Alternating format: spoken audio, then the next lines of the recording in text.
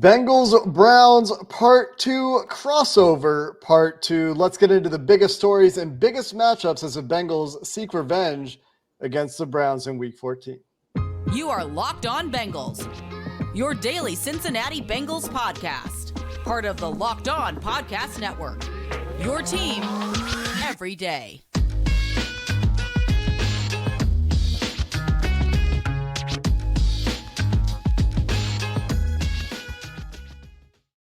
It's time for the Cleveland Browns to visit the Cincinnati Bengals on the banks of the Ohio River. And on crossover Thursday, Locked On Bengals, Locked On Browns coming together for the biggest stories, the biggest matchups and predictions for this Sunday's game. Jeff Lloyd from Locked On Browns joins myself, Jake Lisco, and the other host of the Locked On Bengals podcast, James Rapine, for this episode of Crossover Thursday, presented by our friends at PrizePicks. PrizePicks is so fun, so easy to play. We've told you about it all year, but if you're new, you pick 2 to 5 players and whether they're going to score more or less in their PrizePicks projections. That's all you need to do to win up to 10 times your money on your entry that you can put in 60 seconds or less. It's that easy. We love PrizePicks. We know you will too. First-time users can get a 100% instant deposit match up to $100 right now with promo code LOCKEDON. That's prizepicks.com. Promo code Locked On. As always, part of the Locked On Podcast Network here on Locked On Bengals and Locked On Browns. And you can find us anywhere you get your podcasts and on YouTube. And join that first listen club that I like to talk about on the Locked On Bengals podcast. And Jeff, it's been a few weeks since we've last talked, and seasons have diverged for these teams, but there's a new quarterback for the Cleveland Browns, and that's certainly something in the eye of the national media that is being watched. Is that the biggest story going on this week in Cleveland, or is there something else that we should be aware of? There's no way. And, the way the season started and, certainly Jacoby Brissett, to his credit, played well. They did not play well enough. Not dead yet, still have a puncher's chance. We'll find out more. Obviously, this week will probably tell the tale. But for the Browns, they're going to go out there and play week in, week out. We still have people asking questions like, would you play Jacoby Brissett in a game like, you got $238 million invested in this guy. He is the guy, and as much as 2022 may not be the year, it's about 23, 24, 25, 26, 27, of course. Certainly rusty. And I think a lot of us probably undersold how rusty he was going to be coming back. 700 days away. I mean, there's just no way to do it. Plus, going back to Houston, even though the environment was not that crazy, it wasn't really a packed house. Still, work to be done for Deshaun Watson. Timing, he's going to get another guy back this week. David Njoku is going to be back into the lineup here this week. So it was a process. And I think for me, the thing you saw right away is the athleticism that was there. You saw the game speed, the play speed that he has over Jacoby Brissett. Those were all stuff that stood out. The word was today practice looked a little crisper for him. And these things they're going to have to pick up. Everything is invested in Deshaun Watson, including the front office, the coaching staff. Everything is invested in this guy and this succeeding. And it is kind of weird because Amari Cooper had such a nice season going. Donovan Peoples-Jones, we've seen growth here in year 3 that we haven't seen to this point.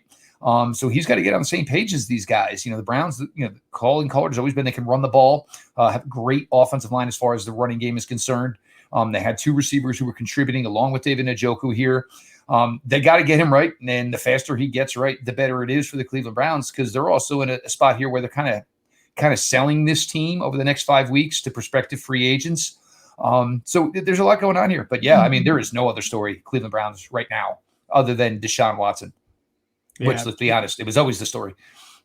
Yeah. Meanwhile, Bengals-wise, it's twofold. First of which, suddenly after a 4-4 start and a lot of questions after that Monday night game, they're 8-4, and you're looking, can they make a run at the 1 seed? Can they make this push to not only win the division for a second straight year, but maybe get a top seed or one of the top seeds in the AFC playoff race? But the reason I say twofold, and Jeff, man, every Cleveland hit I do, and some Columbus hits this week, it is all, hey, is Joe Burrow finally going to get over the hump? Is he going to get past the Cleveland Browns? He can't. That's the bar that's holding him back. Right? Yeah. So that's the other narrative that honestly, I just want it to end so I stop having to. So selfishly for me, I don't have to answer questions about it. because I don't think it's as big of a deal as some. But the reality is Joe Burrow is 0-4 in starts against the Cleveland Browns, and the Bengals have lost 5 straight to Cleveland. Whether it's fair or not, if it context needed, doesn't matter. It's still 0-5. And so with the Bengals not fighting for their playoff lives like the Browns, but trying to make a push to be one of the top teams in the AFC, I think Sunday is a huge, huge game, and breaking the streak, snapping the streak, whatever you want to say, and winning in the Battle of Ohio. It's a big matchup. It's a huge game for this Bengals team. And James, in terms of ping pong watch in Cincinnati and the great tweet that I don't remember who tweeted it, but was like, every year there's a story about an NFL locker room that has a ping pong table, and they take it away when things need to get serious, and it comes back out when things are going well again. There were some whispers and some, I think, conflicting Jay tweets. Morrison, wasn't it? Jay Morrison? It went both ways. Yeah. It was Jay, among others. But was the ping pong table out, or is it truly put away for this week? Are they oh my God, locking in? See, if Jay said this, I'm going to have some words with Jay. That's where I stand. Here's the problem.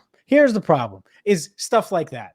Because this Browns, Bengals, whatever the heck you want to talk about, is really 2 games. Burrow balled out as a rookie against the Browns. He kicked their tail. It's just the Bengals stunk. And so that's why he was 0-2 against them. Obviously, he didn't play in the final game last year and was bad against them in 2 games. So that's what it is. The context needed 2 games. Anyways, the ping pong tables weren't in there. That's happened multiple times this season. They're going to be in there later this week. I don't know why. I think maybe they had like the cleaning crew come in like vacuum or something. So they moved the ping pong tables. Like Jermaine Pratt was talking about, hey, let's get a game in today. He was talking, I forget who he was talking to. He was like, no, I don't want to go get those out right now. This is not we're changing the way we do things ahead of this matchup against the Browns. Yeah. Not that they're not taking them serious, but this Bengals team, whether they had won 4 straight or lost 4 straight, I don't think they change what they do. And they play football. They also play ping pong. So we'll see the ping pong tables this week. I just thought it was funny. I hope that my sarcasm was apparent to all of our listeners. That will go. You know how it is, though. That'll be. Oh my gosh, the Bengals they're so serious about that's why I referenced that tweet about the tables coming in and out and how funny it is, because it happens every year. But here's the other thing. And the silliest thing is we know how superstitious sports in general is. If they are 4-0, if anything, they were adding a ping pong table. They were not taking any of them away right now. Yeah. That's right. And to their credit, because James, you mentioned this, they are taking it seriously. And I think that you've heard that throughout the building. Ping pong tables are not, from Joe Burrow to Jesse Bates to Zach Taylor to you name a guy, they're all aware of what's happened in the last 2 games these teams have played earlier this year, and the first game last year when the starters played for these teams, when the Bengals have felt like they are a playoff or Super Bowl contender, depending on the timing of those games. And so I think they know what's at stake here. The Bengals are looking to run the table, I think, right? And I think that's their goal. It's got to be a goal. Yeah. And they're looking to keep their home win streak going. They've been really good at home. I mean, I know they had the week 1 game, but outside of that, they've been really good at home. So I think they're looking for those things to happen. And there's some big matchups, right? The Browns pose some problems to a lot of teams, to be fair, in these 2 guys we're going to talk about, and these 2 matchups we're going to talk about, or at least that I want to focus on. We'll see what you guys have in mind. But DJ Reader playing this time against that Browns running game, and the Myles Garrett, Jonah Williams matchup. I think both of those go a long way in dictating how this game goes. So let's get into those matchups here coming up next. Wyatt Teller also playing. This episode brought to you by Audible. Audible is releasing a slate of new football podcasts that we're sure you're going to love. That's why you'll be able to find a sneak peek of Block Forever available on Locked On NFL right now. Block Forever is a brand new podcast from former NFL All-Pro Ryan Khalil and Audible. He sits down with players, coaches, former pros across the league to get real about what happens on the field, behind the scenes, in the locker rooms, during team meetings. Really takes you inside the game. Ryan and his guests discuss topics like player psyche, sports betting, playing through pain, being leaders, and so much more. So head over to Locked On NFL for a sneak peek of Block Forever or catch the full series available wherever you get your podcast. Available everywhere now. Audible, get in the game. Let's talk matchups, Jeff. And I'm going to let you pick which one we talk about first. And I'm going to let you pick which one you think is more important, because I think these are both huge. Obviously, it's more than just DJ Reader. It's DJ Reader and the rest of the Bengals front seven in defending the run. And even Mike Hilton, who's been great against the run lately from a Bengals perspective. Or the Myles Garrett, Jonah Williams matchup, where Myles Garrett has been an absolute game wrecker at times, and certainly was the first time these teams played this season. To you, which of those do you think goes a longer way in dictating the outcome of the game? Or is there a dark horse I'm not thinking about that you think is more important that we should talk about here? I think we'll start with the Myles Garrett matchup. And here's the reason why, because anything offensively for the Browns, this is obviously new for the Bengals. Seeing Deshaun Watson here, this is completely unfamiliar territory. Normally it was Baker Mayfield, obviously, Case Keenum once last year, and then earlier this year was Jacoby Brissett. But if you're just a Browns fan and you don't watch other games, so you watch these Browns-Bengals matchups every year, everything comes away with Jonah Williams should not be playing left tackle for anybody in the NFL. That's usually the way these games go. This is the way these games look. And then you look over the time.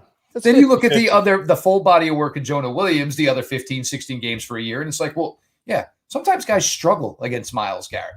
Myles Garrett, for whatever the reason is, it seems some of his best work has always come against the Cincinnati Bengals. And even in the first meeting this year, the way he was able to play, and the Browns switched some things up in that game. That's when you saw Sione Takitaki starting to see some Mike action, and they were using him more in nickel and dime. Obviously, that's not going to be a factor now with Sione Takitaki tearing his ACL, and he's out for the year. Now the Browns are now on middle linebacker 4 and 5. That'll be who playing for them. But you saw Isaiah Thomas, get some nice reps in. Alex Wright. So, Myles Garrett, even if he doesn't win the matchup every time, even if he's not the one making the play. And look, the key here to beating the Cincinnati Bengals is to try to get Joe Burrow out of the game.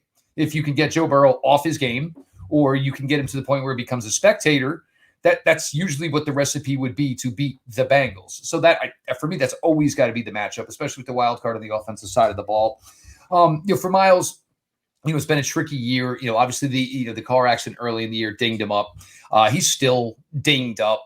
But again, look, there's no excuses this time of the year. And a lot of guys would say, hey, I'd sign up to be 85% of Myles Garrett and I'll go have his career for the rest of, I'll go be that guy for the rest of my life. So for me, that's always the most important matchup. And that's kind of been the case here, over the last, I guess we're at 5 games now to be the 6th game. Of course, Joe Burrow's only been a part of 4 of them, but that's always, been the thing is Myles is seen to be like the brightest star in a lot of these matchups when, the Browns and the Bengals get together. For the Bengals, obviously, this is a big one here, 4 in a row. And now, obviously, for Cincinnati, probably seeing a little bit more light towards that AFC North title, a little bit more light towards maybe a possible number 1 seed with Lamar Jackson in the situation in Baltimore with his knee, and see the way that works out. Because I don't know how quick Lamar's going to be there to hurry back out on that field for that team. No coming money whatsoever. It's kind of got a Robert Griffin feel to it from back in the day when he was with the Redskins. They put him out there injured, and that was it. Robert Griffin never was anybody again afterwards. But for Myles, for me, it has to be. It has to be Myles Garrett, Jonah Williams, because if you can disrupt the passing game for the Cincinnati Bengals, take some of it away because you don't allow Joe Burrow the opportunity to scan the entire field, the opportunity to nail a 3rd and 14 to T. Higgins to send Kansas City out of here. If you can do that to a Joe Burrow, that is your best recipe. That is your only recipe, probably, to beating him. Sure. Yeah, I think keeping Joe Burrow upright is obviously a huge, huge key every week, but we know it. Myles Garrett, Jadeveon Clowney, keep them at bay. Obviously, it starts with Garrett, ends with Garrett in the Bengals game plan. But the matchup, let's be honest here, and Locked On Bengals listeners know, the matchup that I'm paying most attention to is Sione Takitaki, the most important player from the – never mind. Go ahead. He's on IR, by the way. Yeah, that was a bad joke. You were trying to be funny, and then I'm just pointing out that he's on IR. He played his best game of his life against the Bengals the last time these seasons. Saddest part is that play continued, and he's a free agent at the end of the year. You hate to see it happen, guys like that. Yeah, that's brutal. It's brutal. Anyways, really excited about this matchup. Denzel Ward, Jamar Chase, Denzel Ward. They should just have to go 1-on-1, no safety over the top, and you should mic them up and we should be able to pay $9.99 pay-per-view for 2 cameras on each guy and be able to hear everything that's said. This matchup should be so much fun. Obviously, Ward had the pick 6 last year. Neither of these guys played on Monday Night Football. Jamar Chase telling me multiple times, and not just me, any media member that has asked, hey, yeah, Denzel Ward's the best corner I faced as a rookie, and I think he's the best in the league. That's great. You know who else thinks he's the best in the league? Jamar Chase thinks he's the best receiver in the league. So if it's best corner, best receiver, that'll be a hell of a lot of fun. So that's the matchup that I'm excited about the most. Now, will that determine the game? It certainly can, right? The pick 6 completely changed the way that game went last year because the Bengals were moving the ball, felt like they had a lot of momentum. The Browns didn't have any momentum going into that game. You had all the OBJ stuff. Pick 6 happens and boom, it just really kind of switched gears and made things tough on the Bengals. So yeah, I do think that this matchup could potentially determine the game. And I think Chase wants to get Ward back a bit and vice versa. I think Ward wants to stick it to Joe Burrow again, like he did last year, former Ohio State teammates. Burrow did say on Wednesday how much they loved each other and how close they are. So it's cool that they're close, but I know that Chase and Ward, that matchup is going to be a lot of fun. It's going to be interesting to see if the Bengals can keep the success of their offense going. We've talked about it a lot on the Locked On Bengals side of things. This offense in the last 4 weeks has been the best offense in the NFL. They've been the best passing offense. They've been the second best rushing offense. And this is by EPA per play and by things like success rate. And a lot of that rushing success is buoyed by their performance against the Carolina Panthers in week 9. And talking about the running games in this one a little bit here, I do think that even though Deshaun Watson is playing quarterback for the Cleveland Browns, that offense, based on how he played last week, unless they're feeling really confident about him this week, they're not going to change their stripes right away. I think they are still going to lean into Nick Chubb. And I think that if you want to beat the Browns, that needs to be the first priority. You think you still have to worry about Cooper. He's been really good at receiver. David Njoku, really good tight end. And Deshaun Watson hypothetically has the ability to get the ball to those guys down the field. But to me, that's where the Bengals defense needs to start their game plan. And I think is where they're starting their attention. And we've seen the last few weeks how they've been throwing extra resources at the perceived strength of their opponent. Against the Titans, selling out to stop the run. Against the Chiefs, selling out to stop the pass. We might see a slightly modified version of one of those plans this week. But on the other side of things, this Browns defense hasn't been great defending the run. They were awful defending the run the first time these teams played, and the Bengals could not run the ball at all. Since then, they seem to have figured some things out in their running game. That could be a big factor this week, especially as we talk about that Myles Garrett matchup and trying to slow him down, keep him honest out there.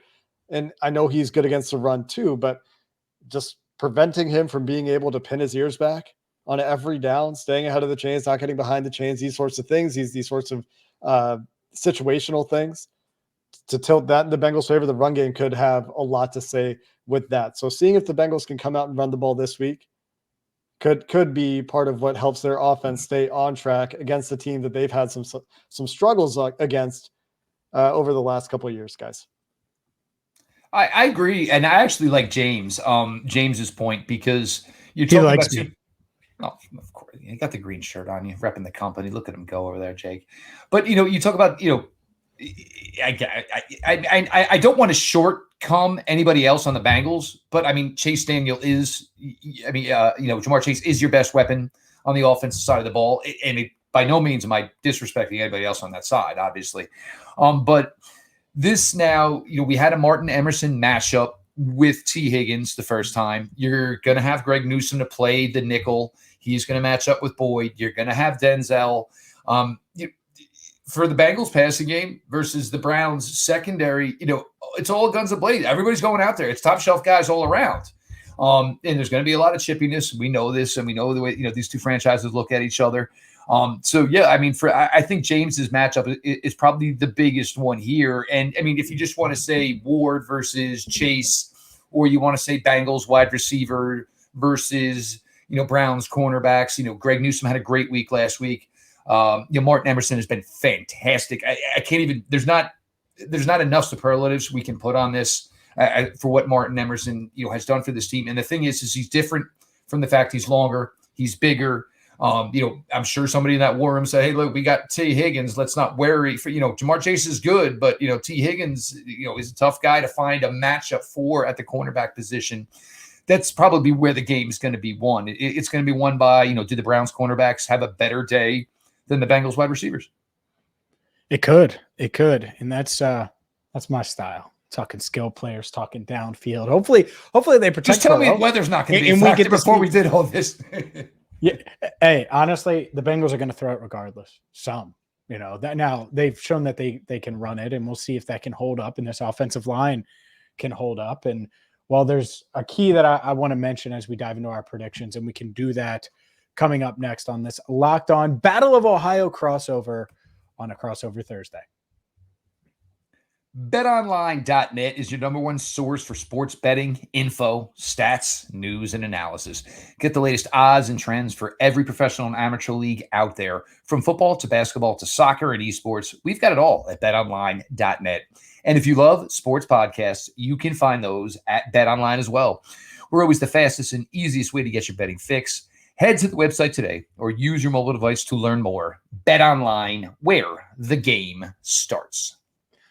All right, fellas, we got to pause the podcast for a second. Let's take a second, take a time out. Jake, stop the recording because we got to try the new Built Bar reimagined flavors. Locked On Bengals listeners know how much I love Built Bars. Well, now they got a cookie dough topper, coconut brownie bar, a coconut brownie topper. They got white chocolate peppermint granola. All of these, I haven't been able to try them all yet.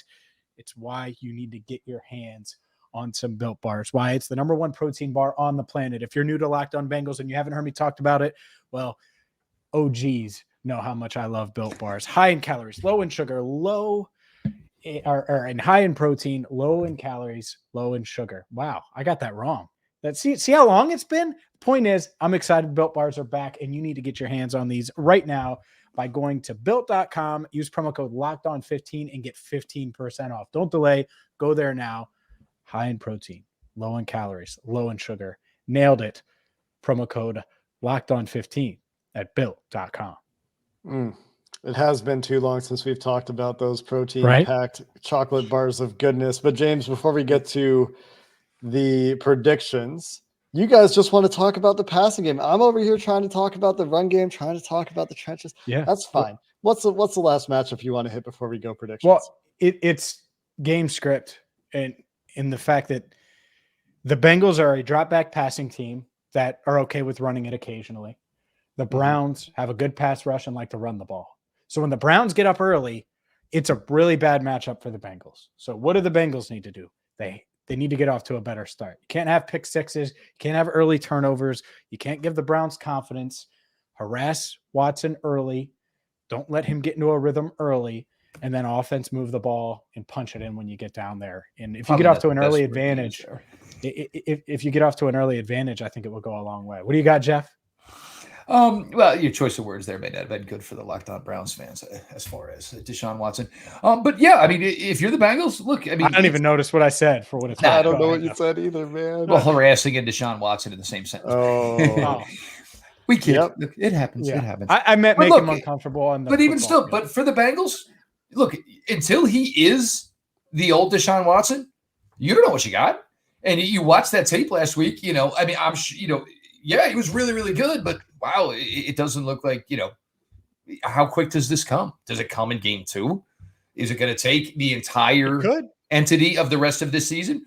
We'll see. I mean, and that, it's a big key to it, but the Browns already have the recipe here. They know what the recipe is to win these games versus the Bengals. It's going to require, obviously, a couple of throws from Deshaun Watson and some timely throws. But the Browns think they know what the recipe is to win these games against the Bengals. The Bengals know what the recipe has been for them to lose these games. I mean, so everybody knows, and it's when everybody knows each other this well, and what we do well, and it's always we try to take away what you do, and it's been the same thing here. But you have Joe Burrow, you have all his weapons. Perrine has been an absolute beast the last couple of weeks. I was stunned just watching what he was able to do here. I understand Joe Mixon's going to be back. We'll see what capacity that brings to it. But it's certainly going to be a fun one. Browns, I mean, this will tell how much the last 4 games will actually mean for this year. So, and I mean, we've been trying to, go with this, 6-0 to close it out, which we hope can be the case here. And right now, the way it plays out, this is absolutely the biggest hurdle standing in front of them to close out the regular season for the Browns.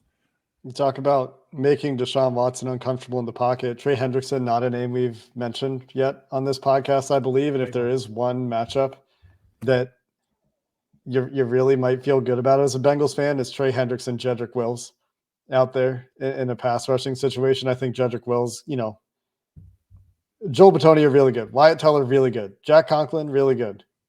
Froholt has been serviceable. And I do like DJ Reader in there. And that should be a strength-on-strength matchup with the guards. It'd be interesting to see how Froholt does with Reader. But Wills versus Hendrickson could be a fun one in terms of the Bengals' best pass rusher going against a potential weak link and a big challenge. That might be bad for you guys, though, because Jed had a bad week last week. So usually, Jed, it's one step back and then it's one step up. And we have these conversations throughout social media, every single day about Jedrick Wills. But yeah, no, I mean, Trey Hendrickson is a fantastic player. He's got he's got an old school pass rush game to him.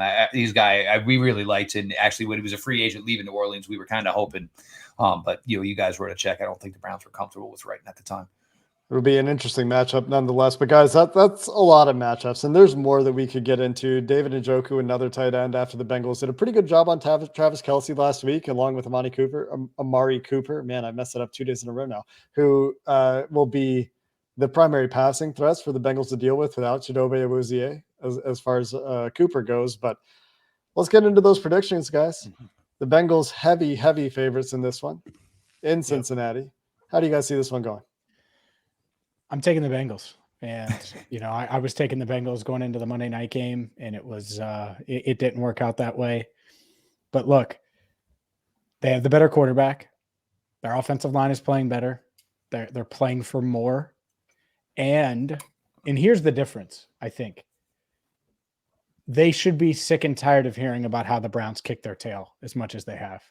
And whether or not that's motivation or not, that's just annoying enough to, if they lost their attention, or if they were just kind of like last week, right? When Justin Reed made those comments, It was like, just in case you were like wondering if they would be distracted at all or worried about anything, it was like, oh, well, now they have another little nugget to get them to Sunday and motivate them a little bit. So I don't know the exact score. I'll drop a score on our Thursday show, which is or our Friday show.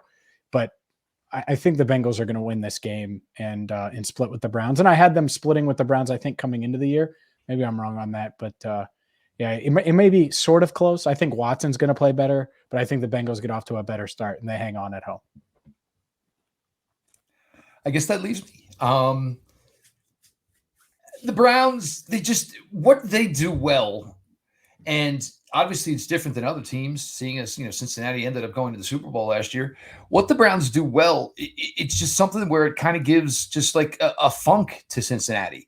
The thing is going to be, will Coach Stefanski stick with the emphasis of trying to run the ball? And can they, with obviously DJ Reader coming back, can they continue to get after Joe Burrow like they've shown the ability to do at times?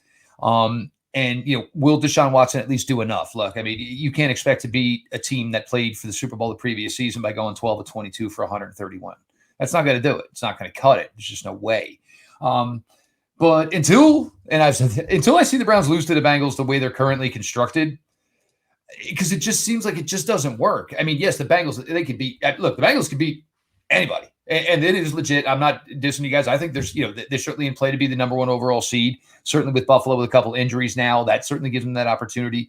But it's just like something where like it just doesn't click. You know what I'm saying? Like the Browns, the few things they do well is always an issue for Cincinnati. So until I see that Cincinnati can overcome it and Jonah Williams can, make Myles Garrett basically a guy who is on the field, but not a guy who's destroying it, until they can find a way to, keep Nick Chubb from, being the player that he is, I think the Browns will win. Some of it is also baked into the fact that, we know this is the last stand for 2022 if the Browns don't win. I don't have high playoff hopes for this team. I'm not one of these ones sitting here at 4.8. Oh, yeah, there's still a chance. No, I'm not going that route. For me, it's more about getting ready for 2023 at this point.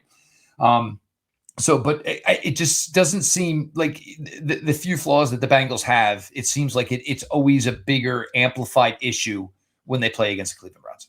Here's what I think is different this year in this game. The Bengals are playing the best football they've played in the last 2 years right now. They've made strides schematically on offense in particular. On defense, they've continued their variable and adaptable approach. DJ Reader's return could certainly make an impact. They're relatively healthy, missing Chidobe Awuzie, obviously, and that is a big loss, but they're relatively healthy. And the offense, like I said, is playing like the best offense in the NFL over the last 4 weeks and probably over the last 7 weeks if you take that Browns game even into account when the offense did struggle. And I think that they've found something that to me looks consistent, that to me looks sustainable. And obviously, Myles Garrett can make this go out the window. Turnovers are a big X factor. But Joe Burrow's been taking care of the ball. I know there have been interceptions, but they've been off of deflections. They've been off of batted passes. They haven't been him misfiring as much. Like, it's not like he's making a bunch of turnover-worthy plays. So I think that will be very interesting. We've seen this team go against two teams that I think are better than the Browns in the Titans and the Chiefs, and they came out of both of those games on top and in very different ways. And so that'll certainly be the challenge for the Bengals this week. But I do think that the big difference this year compared to previous years is previous games is the form of the Bengals coming into the game. Last year, in that first game, they're coming off a loss to the Jets the prior week. This year, going into that game on Monday Night Football, they're starting to find their footing a little bit. But then, the Browns coming off a big loss, that's another difference. It seems like every time these teams play, the Browns are coming off a loss and looking to get back into the win column. The Browns on a 2-game winning streak this time around. So some differences that are not necessarily X's and O's things or Jimmy and Joe's things, but some of them are. And I think that those will be interesting. For sure. And part of it was, you mentioned the Bengals trying to find themselves. I know the Browns were shorthanded too and didn't have Ward, but not having Chase, it was clearly an issue, especially when they got behind. And now that they have him, that's the thing, is if they get behind this go around, at least you have that equalizer that could potentially make big plays to get you back into it. It was there wasn't that on that Monday night game. So look, it should be interesting. It's a rivalry game. Also, at some point, the streak is going to end. Sorry, Browns fans. It might be this week. It might not be. But at some point, it's going to end. And I'm going to bet that it's this week. And Joe Burrow going to go on to be like a 3-time MVP, maybe win a Super Bowl, first ballot Hall of Famer. How did I go 1-14 against the Cleveland Browns in my career? Something crazy like that or whatever. But look, as I was telling the guys before we recorded, obviously Bengals 3-0 over the last games against the Kansas City Chiefs. Joe Burrow hasn't beaten the. Look, sometimes these numbers don't mean a darn thing. They don't. Obviously, lost last year, went to the Super Bowl. So sometimes people amplify numbers, I think, to make them more than they are. Look, the Browns-Bengals, it's a rivalry. It's always going to be a rivalry. And, we'll see the way the rest of the division shakes out. But, I mean, this looks like it could maybe be the, if not the top. I mean, it looks like it's going to be a 3-team AFC North probably for at least a season or two here, while Pittsburgh, basically regroups after having a quarterback for 2 decades or whatever. And the final thing I'll just go with is the Browns have played a lot more inspired the last 2 weeks. It was the week before Deshaun came back. And then last week, I mean, a guy like Tony Fields has barely seen the field in almost a year and a half here. You get a forced fumble, you get a fumble recovery, you get an interception off a batted ball, also had a pass deflection. It seems like there's more life to this Browns team right now. Deshaun Watson certainly got to play better to support all of that. But, hey, it's always a fun one. It's never dull, Browns-Bengals, never. As it will be in the divisional rivalries, Battle of Ohio, all these things that they bring out some interesting games, and we'll probably have another one this Sunday. That's going to do it for this episode of Crossover Thursday. For more on the Browns, find Jeff over on Locked On Browns, where they'll have you covered for the rest of the week. And you can find myself, Jake Lisco, and James Rapine on Locked On Bengals, taking you the rest of the way this season every day with your Bengals coverage. So until tomorrow, we've got one more day of episodes this week. So we'll be back tomorrow for both of our shows. And hope you enjoyed this episode of Crossover Thursday. And you can find more, as always, on the Locked On Podcast Network.